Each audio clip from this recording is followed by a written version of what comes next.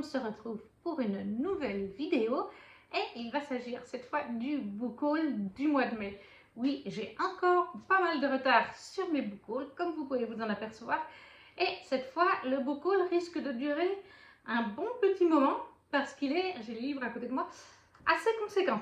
Nous avons en effet cette fois 17 livres à présenter dans ce book haul. J'ai un petit peu exagéré, mais uniquement en partie. Parce que finalement, moi je crois que j'en ai acheté 6 de livres, 6 ou 7. Vraiment ce mois-là. Ça s'explique. J'ai eu un swap littéraire sur le groupe des swaps littéraires Facebook, dont vous avez le lien en barre d'infos. Et on doit participer au minimum 2 fois par année au swap. Il y en a 4 par année, on doit en faire 2. Et j'avais participé à celui de mars-avril, je crois qu'il était à peu près dans ces eaux-là. Sauf que Mabino et moi-même, on n'est pas arrivé à envoyer avant le début mai. Donc j'ai mis les livres, il y en a 5, dans le book haul du mois de mai. Ensuite, au mois de mai, c'est aussi mon anniversaire. Et chaque année, on va à l'Ascension ou à Pentecôte chez ma mamie à Aix-les-Bains. Et elle a une librairie des Citres à Chambéry, qui est à peu près à 20 minutes d'Aix-les-Bains. Donc à chaque fois, je réserve. Là, cette année, j'avais réservé 2 livres chez des Citres que j'ai payé en arrivant. Comme j'ai un petit peu plus d'argent, je me suis dit, oh, bah, je vais me prendre 2 petits poches, comme ça, je me fais encore un petit plaisir. Et ma mamie me dit comme ça, oh, c'est ton anniversaire, je te paye tes 2 petits poches. Après, elle voit ma maman qui arrive avec un livre qui l'intéressait. Oh, bah, je te paye ton livre aussi. Elle-même s'en est payé un qu'elle me donnera plus tard. Je ne l'ai pas du coup pour la vidéo. Il s'agit du 3e tome des 7 sœurs de Lucinda Riley en format poche. Parce que je lui ai trouvé les 2 premiers en boîte à livres et elle a adoré. Moi aussi, j'aimerais les lire plus tard. Donc, elle les a déjà lus les 2 premiers. Quand elle a vu le prix du 3e tome, elle se l'est pris pour elle. Elle l'a actuellement chez elle, même si je crois qu'elle l'a lu en 48 heures. Donc, voilà. Du coup, à des Citres, on avait... Oh oui, comme ma mamie m'a payé en plus mes 2 poches, bah, je me suis dit, ah ben, il me reste toujours un petit peu de mon budget. Donc, je m'en achète encore un autre. Au final, à des Citres, j'ai pris 2, 4, 5, 6 livres. Plus celui que ma mamie a... Ça en fait 7.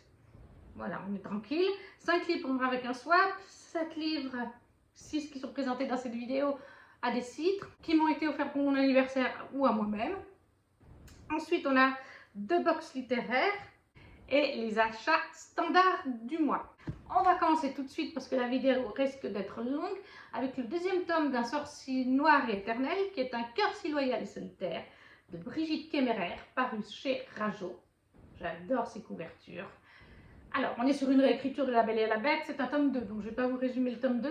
Simplement, on est sur une réécriture de La Belle et la Bête. On y suit Harper, qui est une humaine, qui vient de notre monde. Et un jour, elle assiste à l'enlèvement d'une jeune femme par un homme qui est d'ailleurs d'une drôle de façon habillée. Elle va vouloir l'aider et il va la kidnapper, elle. Il s'agit de Gray, un des gardes, le dernier garde du prince Ren du royaume d'Umberfall, qui est un monde parallèle au nôtre en fait. Et Gray, grâce à la magie de la prêtresse, de l'ensorceleuse, peut passer d'un royaume à l'autre pour aller chercher des humaines. Car en effet, Ren a été maudit par l'enchanteresse. Il revit l'automne tout le temps. Son château et le domaine autour. Pas les villes et villages plus loin de son royaume. Ça, ils continuent de vivre leur vie depuis des années. Mais Ren, avec Gray, parce que c'est le dernier qui est resté à ses côtés, chaque fois, ils revivent l'automne. C'est-à-dire, vous commencez l'automne, Ren est humain. Quand l'automne se termine, Ren est une bête. Et le cycle recommence à chaque fois. Quand l'automne finit, l'automne recommence. Il n'y a pas d'autre saison. C'est comme ça. Et ils essayent de briser le maléfice en trouvant la jeune fille qui saura aimer la bête. Là, c'est le tome 2. Je l'ai déjà lu. Je l'ai beaucoup aimé. La seule chose, c'est que je ne savais pas. On l'a fait en LC sur le Discord DLC, dont je vous mettrai le lien en barre d'infos. Et on n'était pas prévenu que dans ce tome 2, on ne suit que Harper dans 1 ou 2 chapitres au début et Ren dans le dernier chapitre. Tout le restant, c'est Gray, le fameux garde, qu'on avait déjà dans le 1er tome et qu'on avait quelques chapitres de lui, ça n'est pas le problème. Mais là, c'est vraiment centré sur Gray, ce garde, et un nouveau personnage qui apparaît dans ce tome 2, dont je ne vous parle pas plus pour ne pas vous spoiler.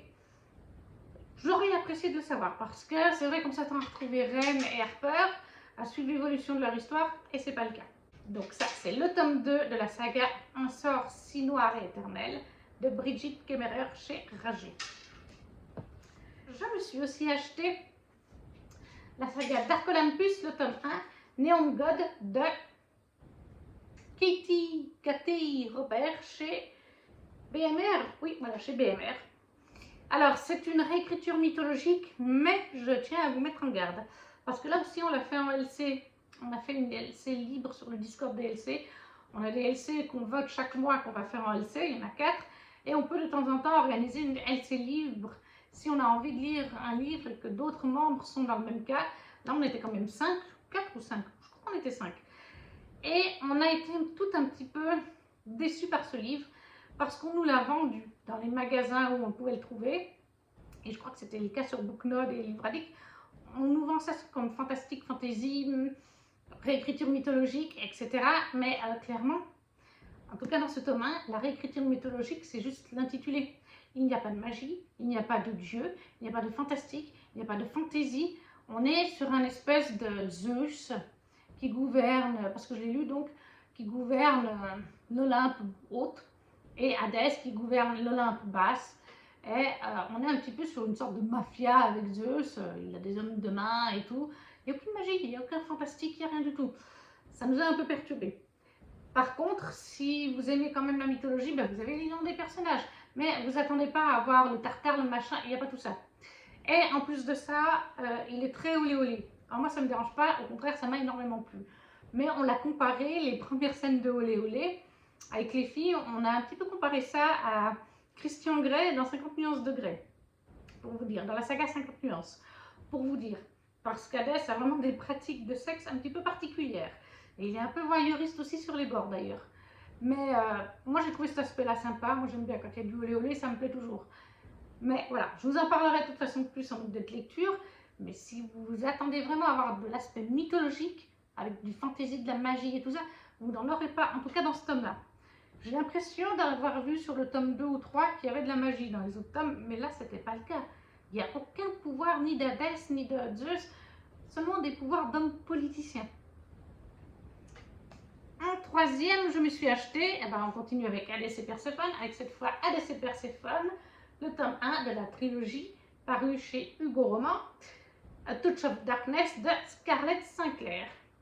Là encore, réécriture mythologique de Hadès et Perséphone. Neon God était aussi une réécriture d'Hadès et Perséphone, je tiens à vous le dire. Sauf que là, on a vraiment de la mythologie, on a vraiment le Tartare, on a vraiment l'Olympe, la nouvelle Athènes, on a vraiment des pouvoirs avec les dieux et les déesses. Là, oui, on y est. Alors après, pour certains, il n'y a peut-être pas assez d'aspects, mais moi je trouve qu'il est parfait comme ça. C'est aussi un livre très épicé, très olé olé. On va pas se le cacher, c'est une trilogie pour l'instant, même s'il y a 2 spin-offs sur Hadès. Je suis en train de lire le tome 3 et c'est très olé olé. Mais moi ça me plaît. Et il y a la touche de mythologie qu'il me faut. Voilà, j'ai commencé celui-là juste après celui-là. Clairement, le niveau n'est pas le même parce que ben là, on a vraiment de la mythologie. On a vraiment le Tartare. On a vraiment des pouvoirs de Dieu. Alors que dans l'autre, c'est pas le cas. Moi, j'adore. Je vous en reparle très vite. Donc ça, c'était pour Hadès et Perséphone, le tome 1 de Scarlett Sinclair chez Hugo Roman. Je me suis acheté, ou plutôt, j'ai enfin reçu ma précommande de From Blood Ash, tome 4, qui est The War of Two Queens de Jennifer Armentrout, paru chez Blue Flags, je ne veux pas vous dire de bêtises, Blue Box Press, voilà. Je crois que c'est une petite maison d'édition américaine, mais je ne suis pas sûre. C'est le tome 4. Est-ce que j'ai besoin de parler de la saga From Blood Ash, Le sang et la cendre en français, dont le tome 2 vient de sortir chez le Sanctus? On y suit Poppy, une jeune fille qui est cloîtrée, mise dans une boîte à quelque part, par la royauté, par les chefs de son royaume, où elle n'a pas le droit, très peu de gens ont le droit de voir son visage, de lui parler, elle n'a pas le droit de dire ce qu'elle veut, elle ne peut pas sortir où elle veut, bref, elle est dans une boîte en écrin, elle n'a rien le droit de faire jusqu'à ce qu'elle fasse son ascension. L'ascension est un événement qui se produit dans le royaume pour les nobles qui sont assez haut placés, sauf que Poppy sait que son ascension ne va pas être la même que celle des autres gens. Elle est censée inspirer quelque chose à son peuple, mais elle ignore qu'est-ce que ce sera vis-à-vis de cette ascension. Ça, c'est quelque chose qu'on découvre au fil des tomes, je ne veux pas vous en dire plus. Mais dès le tome 1, on va rencontrer un allié, à quelque part, quelqu'un qui va l'aider à se sortir de ce qu'elle a actuellement, qui est Hawk. Et ça, c'était le tome 4. Alors, je l'avais lu déjà depuis le mois de mars. Parce que Jennifer Armentrout a eu un petit souci aussi avec sa parution. C'est que son éditeur lui a annoncé l'audiobook, l'e-book et le brochet, on peut le sortir en mars.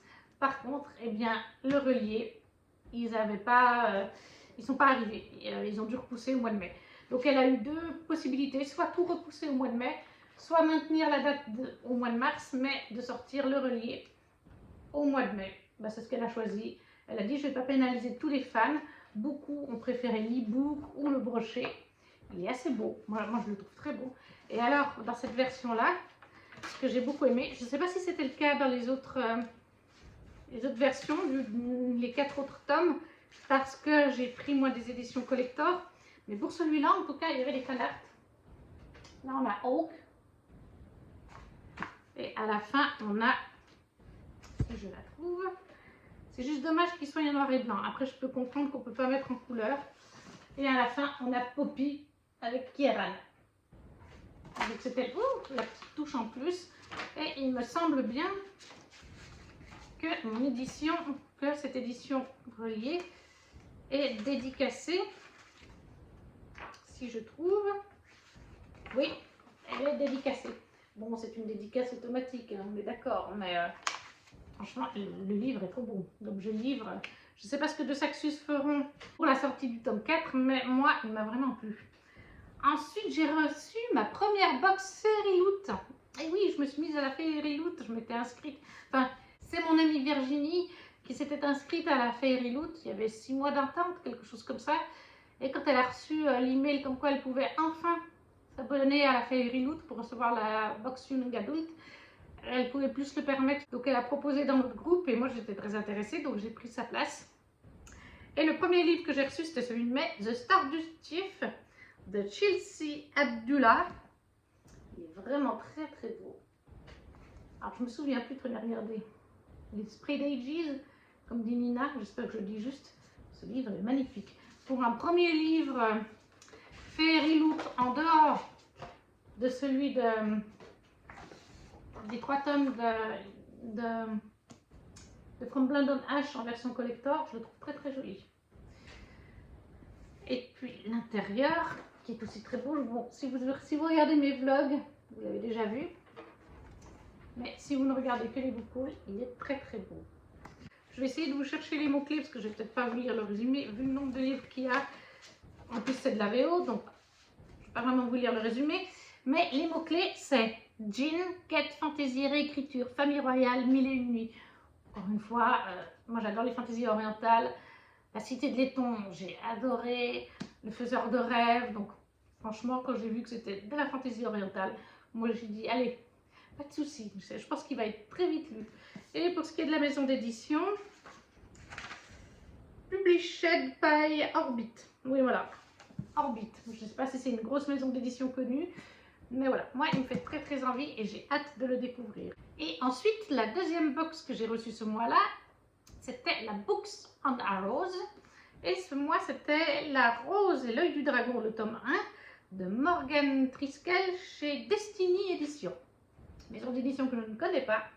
Et là, pareil, fantasy, heroic fantasy, dragon, quête initiatique, magie, elfe. Que demander de plus? Mais si on peut lire peut-être vite, puisqu'on peut lire la première ligne, le premier paragraphe, sur une île où la magie a disparu et où les hommes l'ont oubliée, demeure un vestige du passé.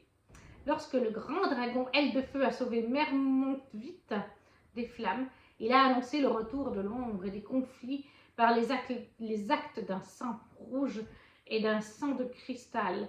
Ce temps est bientôt venu. Franchement, dragon, elfe, quête, fantasy, high fantasy, c'est juste tout ce que j'adore. Moi, dès qu'il y a des créatures magiques, vous pouvez être sûr que j'ai envie de le lire. Il me fait vraiment aussi très très envie du coup. Et ça, c'est donc La Rose et l'œil de dragon, le tome 1 de Morgan Triskel. Ensuite, on va passer au livre que j'ai pris chez Décide. Donc, en premier, j'ai pris l'Anti-Lune de miel de Christina Loren au format poche, paru chez Hugo Boss donc. Alors, de cela, il me fait très envie. Je me souviens, je crois qu'on est, si je me souviens bien de mémoire, avec un couple qui se marie et lors du repas de mariage, il y a quelque chose qui est servi au repas qui rend tous les invités malades, y compris les mariés, sauf leur témoin, qui est, me semble-t-il, la sœur de la mariée et le meilleur ami du marié, parce qu'ils n'en ont pas mangé. Et le voyage de noces est un voyage qui n'est pas remboursable, il me semble, quelque chose comme ça. On ne peut pas le déplacer de date et il n'est pas remboursable. Et les mariés sont complètement malades, je crois qu'ils sont même hospitalisés, hein, les gens du mariage. Donc ils ne peuvent pas vraiment partir en lune de miel, sachant qu'ils sont au fond du lit, quoi, ou à l'hôpital. Donc ils proposent, puisqu'on ne peut pas leur rembourser ni leur déplacer, que leur meilleur ami et leur sœur partent à leur place. Sauf que, si je me souviens bien, les deux ne se supportent pas. Donc on part vraiment sur un Enemies to Lovers, qui va être, je pense, assez rigolo et original. Partir en lune de miel à la place de votre sœur et de votre meilleur ami parce qu'ils sont malades, alors que vous détestez l'autre personne qui part avec vous, ça doit être charmant. Le deuxième poche que je me suis pris, c'est le Chant d'Achille chez Pocket de Madeline Miller. J'ai déjà lu de Madeline Miller Circé il y a quelques mois, que j'ai beaucoup aimé, qui était parfois un peu long ou compliqué parce que c'est assez dense, c'est de la mythologie grecque, mais là je pense que Circé c'était sur sa vie, le Chant d'Achille aussi, mais je pense qu'il n'a pas une vie aussi longue que Circé, vu que qu'elle était immortelle, hein, Circé. Et là, bon, on va suivre Achille et Patrocle avec une histoire d'amour, c'est un MM, donc je sais d'office que c'est très triste. Voilà, on m'a dit, même quand j'ai acheté ça, on m'a dit prépare les mouchoirs. Parce qu'il me semble vraiment de mémoire, la mythologie, des fois, il y a des pans de la mythologie, c'est un peu loin dans ma mémoire, vis-à-vis de l'école. Mais il me semble que ça finit mal de toute façon, Achille et Patrocle.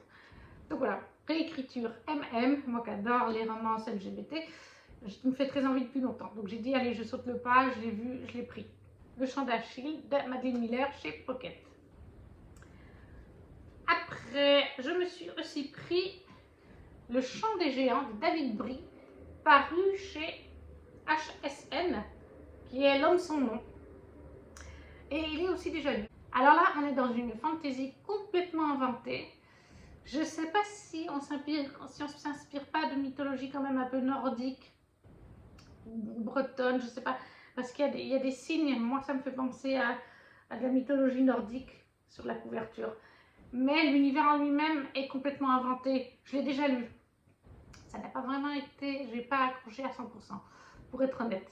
Mais on y suit en fait, comment vous résumer ça, c'est un peu compliqué. On y suit en fait l'histoire de deux frères, deux princes. Et l'un des deux va tomber amoureux d'une princesse d'un royaume un peu rival. Il va y avoir la guerre entre les deux royaumes. À un moment donné, la princesse va être offerte en fait à l'autre prince. Pas celui qui est amoureux, l'autre. Enfin, c'est plutôt ce prince qui a décidé qu'il allait l'épouser, alors qu'il avait très certainement compris que son petit frère en était amoureux. Voilà, et il se passe plein de choses autour de ça. C'est un peu compliqué. Il y a des histoires de géants endormis qui sont là pour faire régner le royaume, pour que le royaume existe. Si ces géants sont trop profondément endormis, le royaume va commencer à sombrer. Il y a plein de choses. C'est sympa. Le concept est sympa, mais il m'a manqué de profondeur. Enfin bref, c'est pas un avis lecture, donc je veux pas. Mais voilà, j'ai lu celui-là. Le Chant des géants de David Brie chez HSN, L'homme sans nom.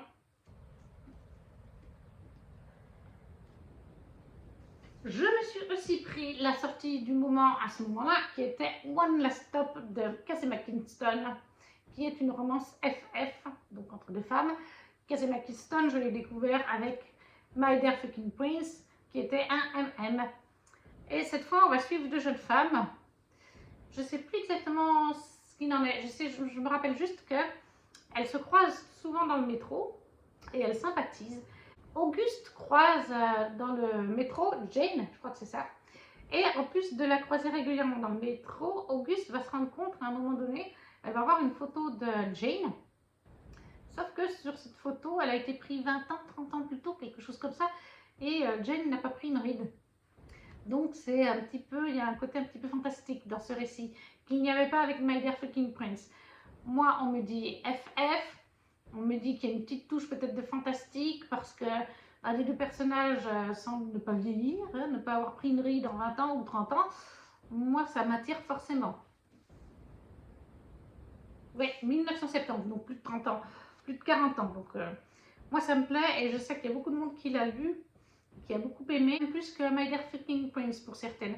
Donc je me dis qu'il doit bien valoir le coup aussi. Celui-là, je ne l'ai pas encore lu. Et ça, c'est donc Kazema Keystone, One Last Stop chez Lumen. J'ai oublié de préciser. Kazema Keystone, pour l'instant, c'est toujours chez Lumen. Toujours chez des citres, je me suis pris, oui, comme je vous dis, j'ai fait des feuillets. Je me suis pris celle qui devient le soleil de, alors à prononcer, Shailene Parker Chan, chez Brajlon, en relié. Merci Brajlon pour ça. Regardez-moi cette édition de malade. Il est juste trop beau ce livre. Et il a Spread Ages partout. Mais c'est juste un bijou. L'intérieur pareil. Et puis même là, vous avez un magnifique dragon. Non, ce livre, il est juste trop beau. Et il est déjà lu. On est sur une réécriture un petit peu de Chine, d'une période de la Chine précise, avec un petit peu, une toute petite, mais alors je précise, toute petite touche de fantastique. On nous le met quand même en fantastique, et c'est vrai qu'il y en a. Mais elle est vraiment très légère, la touche de fantastique. Voilà, à 2-3 reprises, il y a une très légère touche, mais si vous attendez à avoir plein de trucs fantastiques, ce ne sera pas le cas. C'est très light. Mais on est sur une réécriture historique un petit peu de la Chine, des Mongols. Il est bien dit qu'on s'inspire de l'histoire et de certains personnages, mais après, pour d'autres choses, l'auteur, l'autrice, Yel, je crois que c'est. Il me semble que c'est Yel. Shailene Parker Chan, c'est un Yel, je crois qu'elle a changé de sexe ou elle se considère asexuée. Bref, c'est une personne de la communauté LGBT, il faut déjà le noter, et ce récit est en plus un récit LGBT. On y retrouve de la bisexualité à quelque part, on y retrouve l'identité sexuelle, parce que le personnage principal en fait est une jeune fille, et à cette époque-là, en Chine, vous étiez un petit peu du caca quand vous étiez une femme. Vous n'aviez rien le droit, vous aviez le droit aux miettes de la table, à aucun respect. Et un jour, son père et son frère vont mourir. Son frère, dont on avait annoncé, enfin, un espèce de devin, lui avait dit qu'il allait faire des grandes choses, alors qu'à elle, il lui avait dit rien. Et du coup, elle se dit, mais qu'est-ce que je vais faire? Je vais mourir, j'ai plus de père, j'ai plus de frère, et de toute façon, il la considérait, comme je vous dis, comme moins que rien. Et c'est là qu'elle se dit, mon frère était censé partir au couvent. C'est un couvent de bouddhistes, de prêtres bouddhistes, voilà. Donc elle se dit, je vais me faire passer pour lui. Je ne sais plus si elle se coupe les cheveux, mais elle se fait passer pour lui. Elle va prendre une voix plus masculine, elle va prendre son identité. Au fil des années, elle va presque oublier qu'elle est une femme, même si par moments elle y pense. On voit son évolution, on voit comment elle fait pour ne pas que les gens remarquent que c'est une femme. Elle se comprime la poitrine avec des compresses. Elle essaie de ne pas aller aux douches collectives. Bref, on voit à cette époque-là comment on pouvait essayer de changer de sexe, de gruger le monde, de vouloir être quelqu'un d'autre. À d'autres moments, elle se dit, elle se reprend à nouveau pour une femme. Enfin, c'est un petit peu... Mais j'ai aimé parce que justement, on a ce fait qu'on est sur une identité femme, homme. Il y a cet autre personnage bisexuel. On a un eunuque aussi. Donc, il y a énormément de représentations. Moi, j'ai franchement beaucoup aimé, mais je sais qu'il ne plaît pas à tout le monde. Par contre, l'objet livre, il est magnifique. Le dernier livre qu'on a pris, enfin, non, il y a Lucinda Riley, comme je vous ai dit, mais il n'est pas là. Je vous le présenterai le jour où j'aurai avec moi. Mais le dernier livre qu'on a pris, enfin, ça c'est ma maman qui l'a choisi, mais je le lirai. Il s'agit de Initiation on Your Skin de Lisa Solet chez Addictive. Alors, c'est une maison d'édition que je ne connais pas, du tout addictive. Je crois que les Indélivrables en parlent de temps en temps sur leur chaîne. Parce que une des deux filles, je suis en train de les découvrir pour l'instant, et une des deux adore les romances et il me semble qu'elle lit du addictive. Alors là, si je me souviens bien, parce que j'ai pas... On est sur une romance contemporaine, je vois dans les mots-clés, découverte de soi, liberté, tatoueur. Voilà, et puis des choix aussi. Il me semble que, oui, c'est une histoire, là, forcément il y a des tatouages. Il me semble que lui est tatoueur et qu'elle veut être initiée au monde du tatouage, me semble-t-il. Mais là-dedans va se mêler, bien sûr, le désir et certainement l'amour. Voilà. Ma maman est revenue avec ce livre et puis que ma mamie lui a dit « je te le paye ». J'ai dit à ma maman « mais pourquoi tu ne m'as pas demandé ?» Parce que moi j'avais pris d'autres choses. J'avais pris l'Anti-Lune de miel, qui est une romance quand même. Parce que ma maman aime bien les fantaisies fantastiques, mais elle aime bien les romances. Je lui ai dit « pourquoi tu ne m'as pas dit ?» Il y avait plein de romances qui me faisaient de l'œil dans le rayon romance. Voilà. Bon, elle a choisi celui-là, il lui tenait à cœur. Je le lirai, il me fait quand même envie, puisque ça reste une romance c'est toujours sympa. Mais je ne le connais pas du tout, je ne l'ai jamais vu passer nulle part, donc je ne sais pas s'il est bon ou mauvais. Sur Booknode, il est noté 7,78 sur 10. Il y a quand même eu 262 lecteurs, 7,78. Moi, je trouve que c'est pas une trop mauvaise note quand même, donc on va voir ce que ça pourra valoir. Et finalement, les livres du swap avec Melinda. Elle m'a d'abord offert en format poche Aristote et Dante découvrent les secrets de l'univers de Benjamin Alirsaez chez PKJ. Le format poche, comme je vous ai dit. Ça fait un moment que je l'ai dans ma wishlist aussi, celui-là. C'est un MM, encore une fois. On y suit Harry, 15 ans, est un adolescent en colère, silencieux, dont le frère est en prison. Dante, lui, est un garçon expansif, drôle, sûr de lui. Ils n'ont a priori rien en commun. Pourtant, ils nouent une profonde amitié, une de ces relations qui changent la vie à jamais. C'est donc l'un avec l'autre, et l'un pour l'autre, que les deux garçons vont partir en quête de leur identité et découvrir les secrets de l'univers.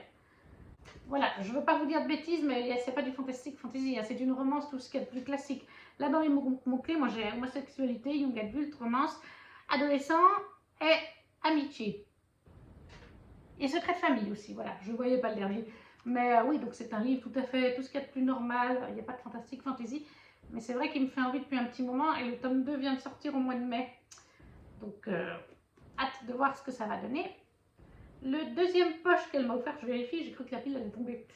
Le deuxième poche qu'elle m'a offert, c'est H Princess, le tome 1 de Laura Sébastien, paru chez le livre de poche jeunesse. H Princess me fait très envie depuis un bon moment. Je crois que Kimi Collection a lu le premier tome.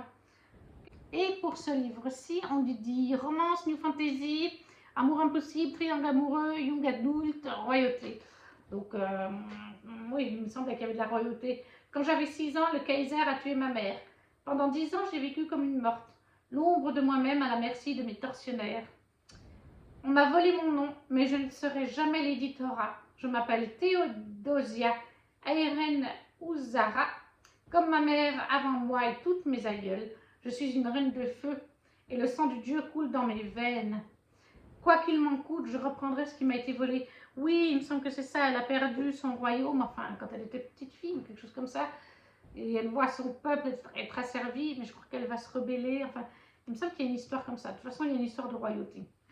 Et ça me faisait très envie, donc je suis très contente. Ça, c'était donc H Princess, le tome 1 de Laura Sébastien, aux éditions Le Livre de Poche. Ensuite, Melinda m'a pris Les Contes de Vérania, le tome 2 de Tiji Clown, chez MXM Bookmark, qui est donc Les Dragons de la Destinée. Les Contes de Vérania, c'est, voilà, je vais vous raconter le tome 2, c'est un tome 2, mais le tome 1, je l'ai lu, j'ai adoré. Alors c'est déjanté, c'est loufoque, c'est déjanté, c'est complètement barré. Il faut, vous êtes prévenus. À l'intérieur, vous suivez un jeune garçon qui est apprenti mage. Il a un professeur qui est mage. Et le mage est à chaque fois associé au roi du royaume. Donc là, son apprenti, il va être associé au prince du royaume pour pouvoir protéger le prince et une fois qu'il sera roi, son roi. Voilà. Donc il est en formation, il est en apprentissage. Il s'appelle Sam, ce jeune mage. Et il est suivi de deux, excusez-moi, Electra qui grimpe à l'arbre. Et il est suivi de deux compères dans ses aventures qui est un troll, si je me rappelle bien, et surtout de Gary la licorne gay. Oui, oui, c'est une licorne et elle est gay. Et je crois qu'elle fait des cacas multicouleurs ou quelque chose comme ça. Donc déjà rien que le fait d'avoir une licorne Gary qui est gay, vous savez que vous êtes dans un univers barré. Vous avez aussi à un moment donné un dragon, la licorne va être avec le dragon, bref.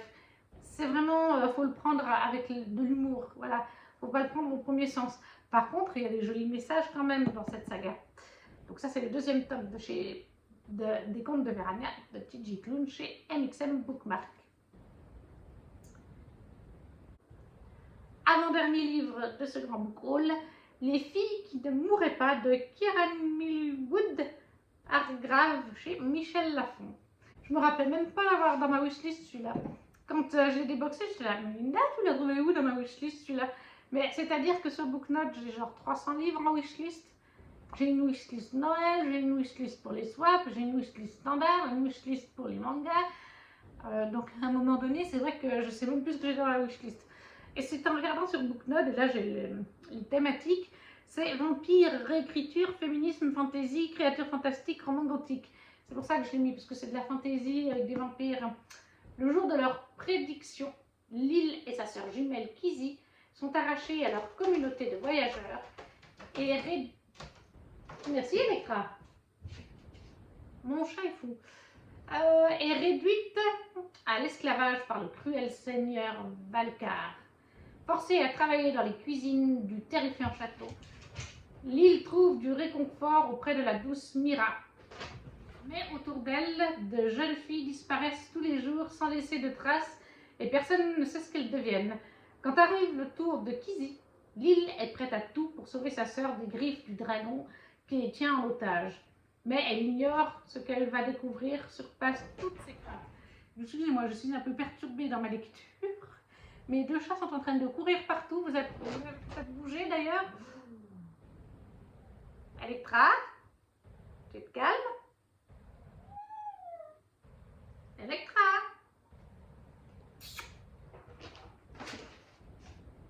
Oui, tu viens faire coucou à la caméra? Tu te calmes, choupinette? Pas besoin de s'énerver comme ça. Et le dernier livre de ce gros book haul, avant que les chats me détruisent le matériel, il court partout, derrière vous, devant vous. Là, vous avez tort, peut-être qu'il sera coupé au montage, parce que je rétrécis le cadre, mais complètement fou. Electra, elle n'arrête pas de grogner, c'est magnifique. Donc, le dernier livre de ce book haul, c'est Moitié d'âme de Antelme Ochekorn. J'espère que je n'écorche pas le nom. Chez Gulfstream Édition. Chronique des 5 trônes. Il me semble que c'est un tome 1, mais je ne suis pas sûre. Là, on est sur de la fantasy, fae, faerie, royaume, young adulte, médiéval fantastique. Je me rappelle plus très bien. Je vais juste vous lire le premier petit paragraphe parce qu'il y a deux.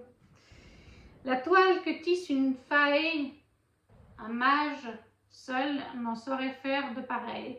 Il faudrait 2 mages avec des trémas sur le A pour la recréer. Pourquoi? Parce que vos sentiments sont faibles et vos cœurs incomplets. Ce qu'il vous manque, vous le cherchez dans l'autre. Aussi longtemps que vous fouillerez au mauvais endroit, vous resterez des halflungen, des moitiés d'âme. Ça m'a l'air quand même bien sympa et puis j'aime bien la tranche, elle est très jolie. Je ne sais pas si vous la voyez bien. Ça m'a l'air aussi très sympa et j'ai forcément hâte de le lire. Et voilà, on a enfin fait le tour de cet immense book haul. Je crois que je n'ai jamais eu d'aussi gros book haul de toute ma vie, c'est pour vous dire. Hein, comme on le sait, moi j'ai pas de SP ni rien. Personne ne m'envoie des livres comme cadeau. J'achète mes livres, voilà. Là, avec mon anniversaire, ma mamie m'en a offert 2 ou 3. C'est déjà sympa. Et j'en ai reçu dans mon swap avec Melinda. Mais là, clairement, quand j'ai rangé tout ça, parce que là, on est au mois de juillet. On est au mois d'août quand je vous filme cette vidéo, le 6 août. Quand j'ai rangé tout ça, là, il y a quelques semaines, parce que j'ai laissé traîner à un moment donné, parce que la bibliothèque était presque pleine. J'ai dû réagencer mes caisses. C'est-à-dire que maintenant, je mets des livres comme ça. J'ai vu que Nina, Kimi et d'autres le faisaient. Et j'ai demandé, je crois que c'est à Nina que j'ai demandé, ou à Kimi, je ne sais plus, mais je leur ai dit, on gagne un petit peu de place en mettant comme ça. Puis après, à côté, on en met d'autres. Voilà. Donc on fait... Et quelqu'un m'a répondu qu'on gagnait un petit peu de place quand même. Et c'est vrai que j'en ai rentré un peu plus dans la bibliothèque, mais il fallait plus un seul livre. À ce moment-là, là, au mois de juillet, au mois d'août, j'ai plein de vacances. Juillet, j'ai lu 16 livres, ce qui fait que ça permet de rentrer les nouveaux, parce qu'à un moment donné, je ne pouvais plus rentrer de nouveaux livres. Voilà, je ne sais pas comment je ferai, à un moment donné, ça va me boucher. Même avec la nouvelle bibliothèque de la chambre d'amis, ça va à un moment donné être compliqué. Mais voilà, ce book-haul est maintenant terminé. N'hésitez pas à me dire en commentaire si vous avez lu certains de ces livres, s'ils vous font envie. N'hésitez pas non plus à laisser un petit pouce et à partager la vidéo autour de vous. C'est ce qui permet au petit contenu de se faire connaître. Et sur ce, on se retrouve très vite. Ciao, ciao!